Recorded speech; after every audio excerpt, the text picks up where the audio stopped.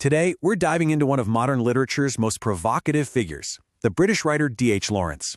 He was a novelist, a poet, an essayist, and a guy who, let's be honest, seemed to thrive on controversy. But to really get Lawrence, you have to start with this one question that just seemed to haunt his entire life.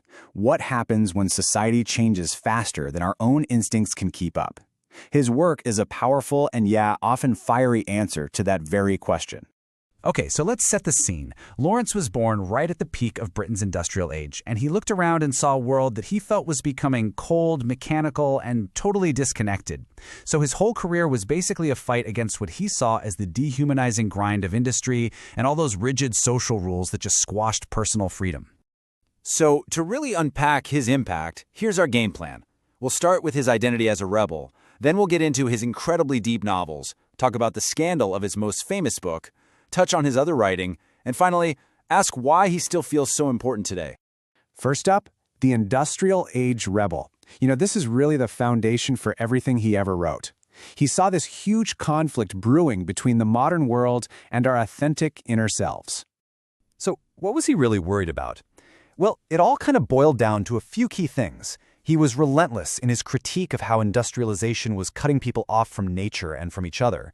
He explored human relationships, especially sexuality, with a raw honesty that was pretty shocking at the time. And for Lawrence, here was the kicker. Our physical and emotional lives, totally inseparable. And achieving true personal freedom, that was the ultimate goal. Okay, so let's see how all these big ideas actually show up in his novels. See, Lawrence wasn't just interested in what people did. He was completely obsessed with why they did it. He was a real pioneer in exploring the deep, messy, psychological worlds of his characters. And there is no better example of this than his 1913 novel, Sons and Lovers. I mean, this book is super personal. It draws so much from his own childhood in a working-class mining town and his incredibly intense relationship with his mother. This is the book where he really plants his flag as a master of psychological realism. The complexity in this novel is just incredible. Lawrence dives headfirst into these messy family dynamics, famously exploring what psychologists call the Oedipal complex. The main character, Paul Morrell, is caught in this brutal emotional tug-of-war between his devotion to his mom and his desire for other women.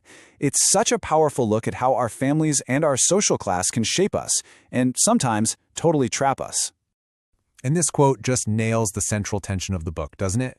The very same forces of love and loyalty that build us up can also become a cage, stopping us from becoming who we're meant to be. Then, just 2 years later, he publishes The Rainbow, another absolute landmark. This time, he zooms out. He tells the story of 3 generations of women in one family, tracking their search for who they are and what they want against the backdrop of an England that's changing at lightning speed. This book was, revolutionary. Lawrence gave his female characters this deep, complicated inner life and a powerful drive for personal and sexual fulfillment, which, just wasn't happening in mainstream books back then. His honest portrayal of their relationships and his use of new techniques like stream of consciousness were so radical that the book was actually banned for being obscene right after it came out. And speaking of being banned, that brings us to his most notorious work, the one that would forever cement his reputation as a literary outlaw, Lady Chatterley's Lover. I mean, the plot itself was a direct attack on the entire British establishment. You've got this upper-class woman trapped in a cold, passionless marriage to a paralyzed aristocrat who ends up finding real love and intimacy with the guy who works on their estate. This story was designed to shatter taboos. So you can really see this clash of worlds, right? On one side, you've got the rigid norms of the 1920s, strict class divides, sexuality swept under the rug, and marriage is basically a social contract. And on the other side, that's Lawrence's vision, that real connection blows past class, that desire should be set free, and that intimacy, that's the key to a fulfilled life. He wasn't just writing a story, he was basically proposing a new way to live. So, no surprise here, right? The book was an absolute scandal. He wrote it in 1928, and it was banned in the UK for more than 30 years. It was only published after this famous high-stakes obscenity trial in 1960, a legal battle that became a massive turning point for free speech. But here's the thing, Lawrence was so much more than just a controversial novelist. The man was an incredibly prolific and versatile writer, producing this huge body of work across all kinds of different genres. His poetry, wow, it's intense, it's emotional, and often just stunningly beautiful. He wrote about love and desire with that signature raw honesty, but he also wrote with this incredible sensitivity about the natural world. He celebrated the life force he saw in animals and plants, seeing it as the perfect antidote to the sterile industrial world he hated. And in his plays, he often went back to his roots, putting the struggles of working-class families center stage. He had this amazing ear for how people really talk, and a deep understanding of the quiet power struggles that happen behind closed doors, especially around class and gender. And you might think that's it, but no. As an essayist, Lawrence was a total intellectual powerhouse. He jumped right into the biggest ideas of his day, including the revolutionary theories of Sigmund Freud. He explored the power of the unconscious mind, arguing that our deep-seated instincts were a vital source of creativity and truth. So what does all of this add up to? After all the scandals and controversies have faded, why do we still come back to D.H. Lawrence? What is his lasting legacy?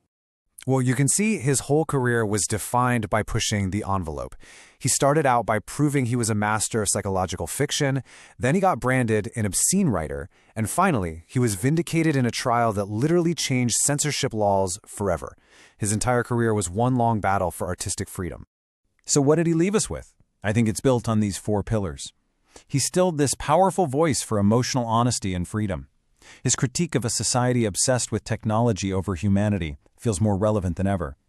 And his fearless exploration of the human mind simply changed what was possible for the modern novel. He blew the doors wide open. And in the end, that's really what he gives us. His books aren't just stories, they're challenges. They push us to look hard at our own world, our own relationships, and to ask some pretty tough questions about how we live and what it really means to be connected to ourselves and to each other. Which leaves us with a final thought. 100 years after he was writing, in our own age of digital alienation and social media, aren't we still wrestling with the exact same questions Lawrence posed? Questions about technology, about what true intimacy looks like, and about the struggle for an authentic life? It really seems like his work as a rebel is far